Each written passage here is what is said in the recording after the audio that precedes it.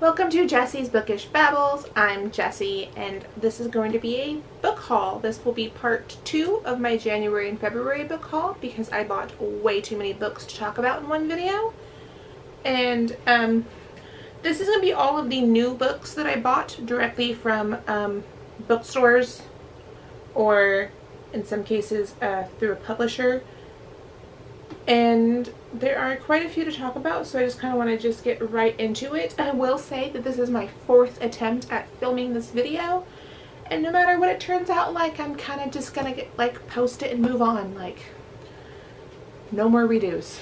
So, getting right into it. Batman Nightwalker by Marie Lu. This is the second book in the DC Icon series, which is taking famous DC characters and reimagining them as young adults just kind of beginning their journey. So the first one was Wonder Woman Warbringer by Leigh Bardugo. It was a phenomenal retelling of Wonder Woman as a young woman. This one takes a look at Bruce Wayne as a young man who has not yet become Batman. I believe he's like 17 or so in this book. I did get this from Target, so it is a signed copy. If I can open this up. Signed. That's very neat, very cool. I got this my first buy of 2018. I went to Target specifically just to buy this book and walked out of Target with more than just one book, which happens almost every single time. But yeah, this was my first purchase of 2018, and I have not yet read it. I hope to get to it very, very soon because I am actually really, really excited, and I've heard really good things. So I do want to read it soon. So while I was at Target, I also picked up Gunslinger Girl by Lindsay Ely. I don't know very much about this book except that it's kind of a futuristic western, and it is one of the James Patterson Presents books. Just like Stalking Jack the Ripper and Hunting Prince Dracula, those are also both James Patterson Presents novels, and they are really, really good. So I have high hopes for this book, even though I know nothing about it. It does sound really exciting. Futuristic western makes me think of Firefly, and I love that show, so that's kind of what I'm hoping it'll be a little like. And I also, out on a whim, bought Turtles All the Way Down. This was on sale at Target, and I am not a John Green fan. I own a couple of his books. I own Will Grayson, and An Abundance of Kathreens. I tried to read The Fault in Our Stars when it came out, and I just couldn't get into it. I didn't really like it all that much. But I have heard so many good things about this book, even by people that aren't really big John Green fans, that this is a really good story about mental illness and very well researched, very well done, definitely the best of John Green's works. So I thought that I would just give it a shot. I don't know when I will get to reading this because it's not really high on my priority list to read, but I did buy it, and so we'll see eventually. And I finally picked up Daughter of the Pirate King. This is the first of the books that I've bought that I've actually read. I read this in a day. It is so, so good. I gave it 5 stars. Obviously, if you've read it, you already know that it's amazing. I went ahead and pre-ordered the second book, Daughter of the Siren Queen. It has not arrived yet, though it is officially out as I film this video. And I cannot wait. Alosa is just my girl. She is so kick-ass. I took this to work and I just noticed that my cover is already kind of torn. I really need to get a way to protect my books when I take them to work. But this book was great. I kind of regret that it took me so long to purchase it. But I finally did, and it is really, really, really good. So, yay. Moving right along, I got Beasts Made of Night. This is a Nigerian fantasy, from what I understand. It is one of the books I purchased because I am trying to expand my fantasy repertoire into fantasies that are non-European based. So fantasies that have that arise from mythos that are not European in origin, basically. I've been told really good things about this. I have not yet read it. I do think that the cover is absolutely gorgeous, like this beautiful purple like foily thing. It's just really pretty, and I really want to get to it soon. I just have so many books to read. I am awful. I cannot stop buying them, but I don't have the time to read them. In the same vein, I also got The Library of Fates. Also a beautiful book with this lovely pink to purple ombre, and there is a like pretty Hindu girl. I don't know very much about this book except that it is a fantasy based off of Hindu mythology, and that was enough for me to pick it up.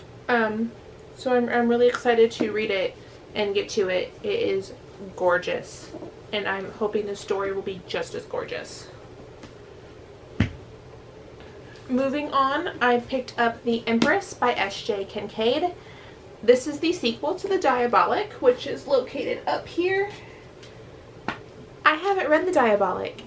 Why would I buy a sequel for something that I haven't read yet?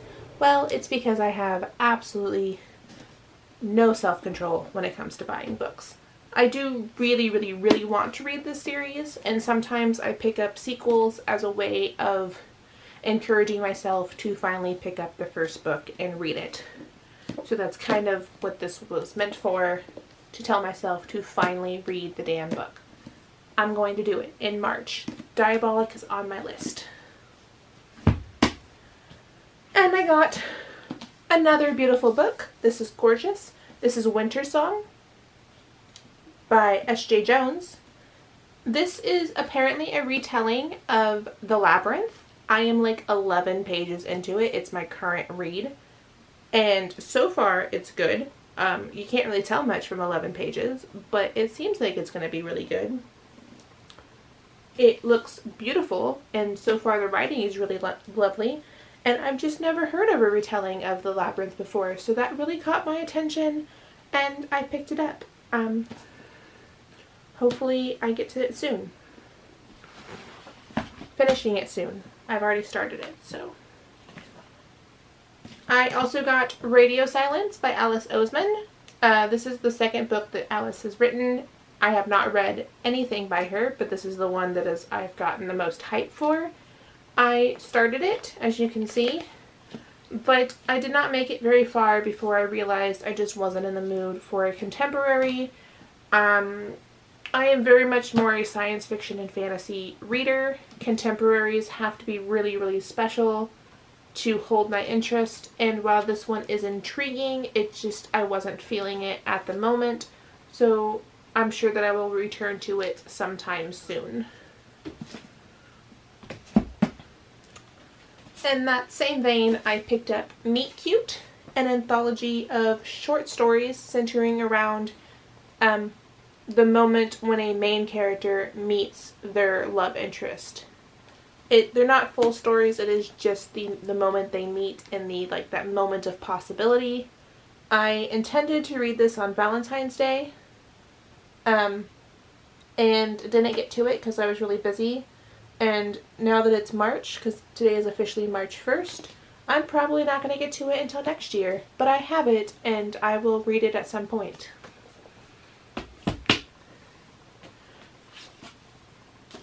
Let's Talk About Love by Claire Kahn.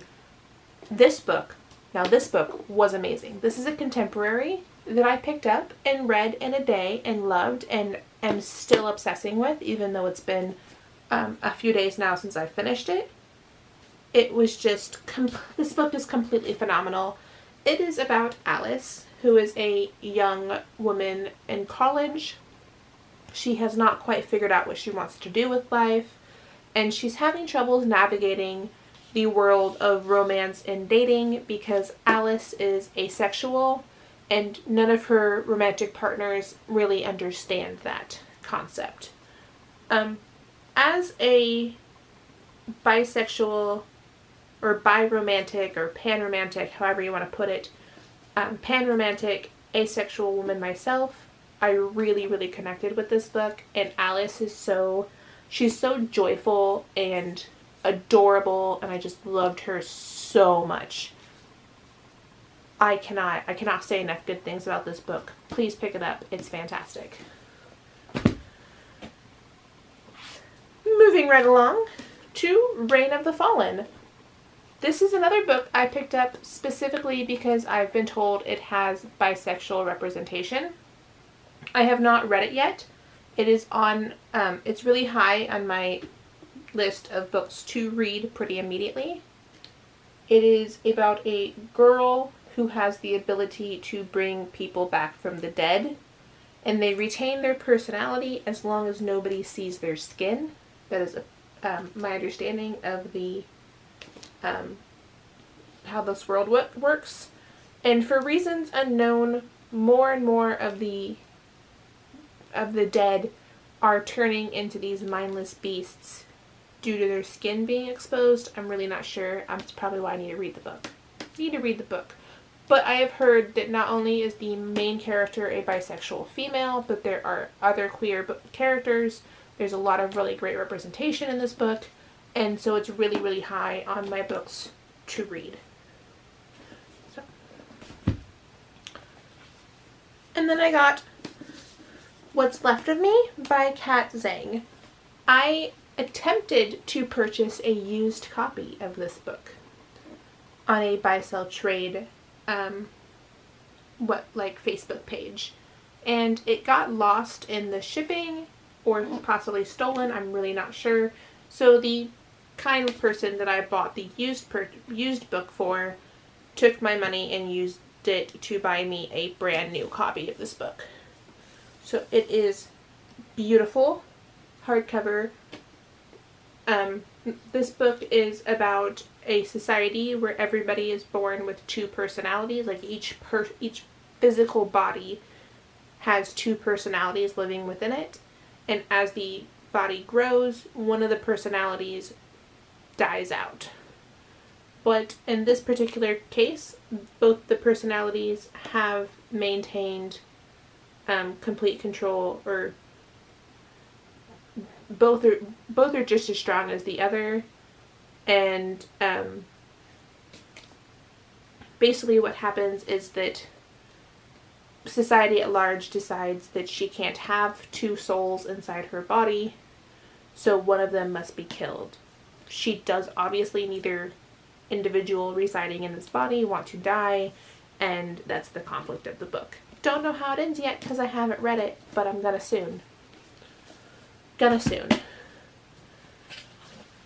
And then I got Thunderhead by Neil Shusterman. This is the sequel to Scythe, another book that is located up here on my immediate to-be-read shelf. Obviously, if it's on my to-be-read shelf, I haven't read it yet, so it's another book I've bought the sequel to in hopes of convincing myself to read the first book already. I really want to. Sometimes I really want to read a book, but I just can't convince myself to pick it up. This is incentive for me to finally get around to picking that book up. And then we have Invictus by Ryan Groden. This is supposedly like Firefly meets Doctor Who. Don't really have any idea what it's about, but that's enough to get my attention. I know that there's time travel. I know it's like a dystopian-ish future setting. That's all I know. That's enough to get my attention. I love Firefly. I love Doctor Who. Mostly. Was not a big fan of Moffat, whatever you want to call him. Loved 10. 9 and 10 were my doctors. Anyway, I'm babbling. Invictus. I don't know when I'll be getting to this, but probably pretty soon, because I find the synopsis of Firefly meets Doctor Who very, very intriguing. So, moving right along, I also got Forest of 1,000 Lanterns. This is a Chinese retelling of Snow White, It is another one of the books I have picked up because I am looking for non-European based fantasies. This is an Own Voices retelling. Oh my gosh, I'm so sorry for that. I have hiccups. Trying to cover that up. Not working so well.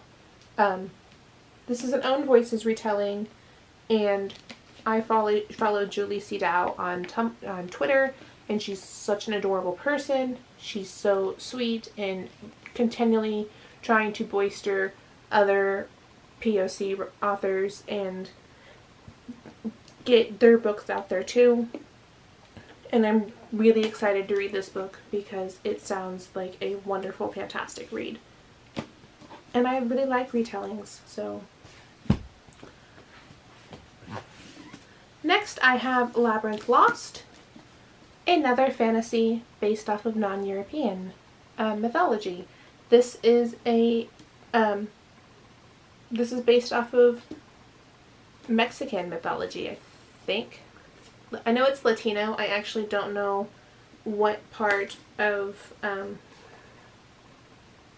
South or Central America it's based off of. I was just kind of guessing Mexico because of the skull, but I might be wrong there, and I really don't want to be giving out wrong information.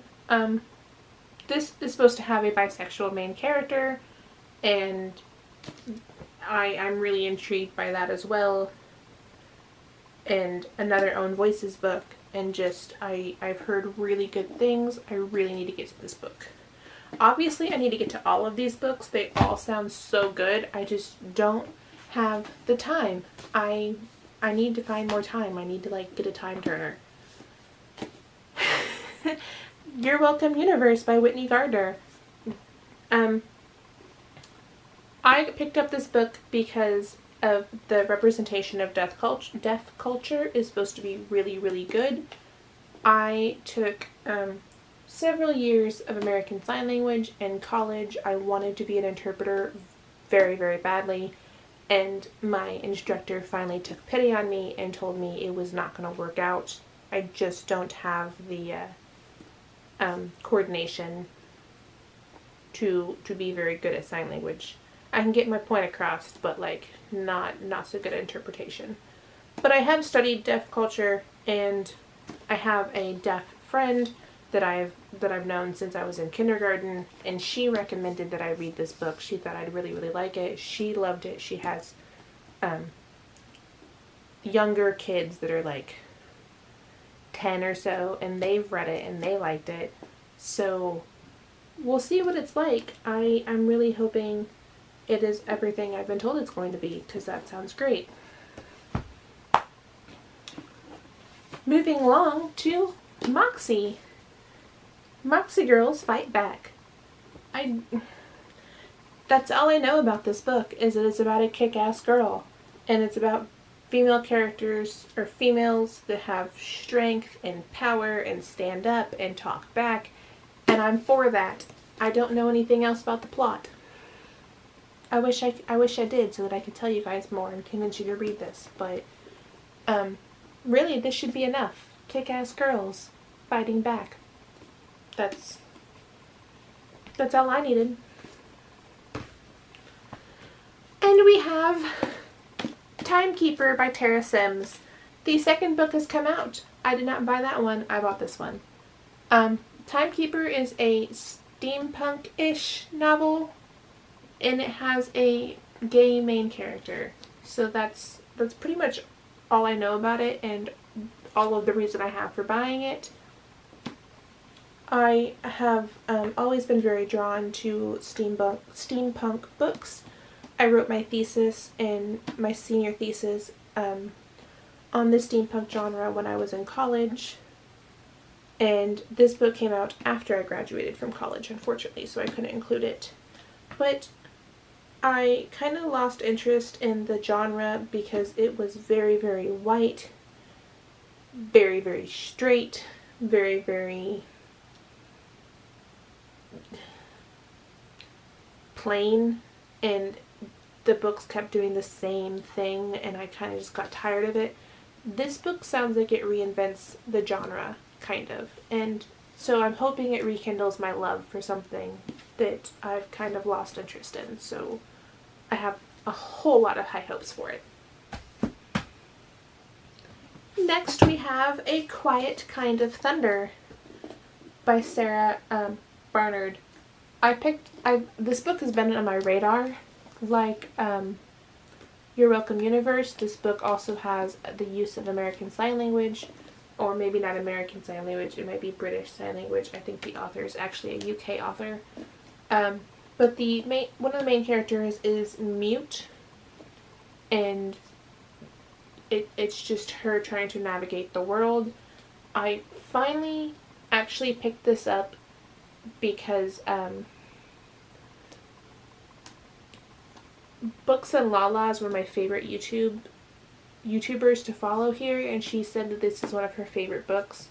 And I was watching that video when I was like scrolling through Barnes & Noble trying to decide what to buy, and I was like, I guess I'll buy that. It just kind of seemed like fate, so I did get this book finally. I hope to really pick it up and enjoy it soon. These are the last books I got from Barnes & Noble, by the way. I'm not going to be purchasing books through them anymore. I instead went out and I have reconnected with a local bookstore, and I'm going to be buying all my books through them. This is not really like the video I want to do about this, but Barnes & Noble's practices have just become really terrible, so I'm not going to be buying books from them anymore.